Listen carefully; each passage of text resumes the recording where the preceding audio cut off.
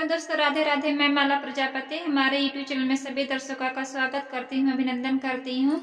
आज मैं एक बहुत ही प्यारा कहर और नाच लेकर आई हूँ। अगर आप सभी को अच्छा लगे तो प्लीज़ लाइक करना, कमेंट करना और मेरे चैनल को सब्सक्राइब करना। हम तो मन मौजी भैली तू हरे करन से, हम तो मन मौजी भैली तू हरे करन से, तू हरे करन से हो, तू हरे करन से, तू हरे करन से हो, तू हरे करन से।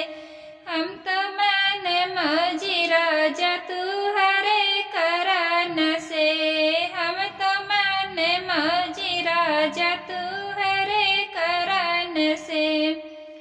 सासु मोरे मन के ससुर मोरे मन के, सासु मोरे मन के ससुर मोरे मन के, तू के हम छोड़बे राजा तू हरे चलन से, तू के हम छोड़बे राजा तू हरे चलन से। हम तो मन मौजी भैली तू हरे करन से, हम तो मन मौजी भैली तू हरे करन से, तू हरे करन से हो, तू हरे करन से, तू हरे करन से हो, तू हरे करन से। हम तो मन मौजी राजा तू हरे करन से, हम तो मन मौजी राजा तू हरे करन से।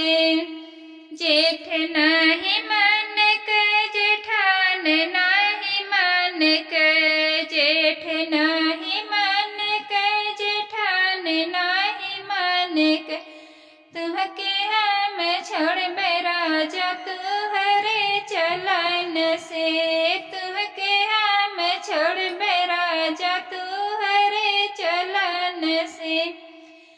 हम तो मन मौजी भैली तू हरे करन से, हम तो मन मौजी भैली तू हरे करन से, तू हरे करन से हो, तू हरे करन से। हम तो मन मौजी राजा तू हरे करन से, हम तो मन मौजी राजा तू हरे करन से। देवर मोरे मन के देवरान मोरे मन के, देवर मोरे मन के देवरान मोरे मन के, तुह के हम छोड़बे राजा तू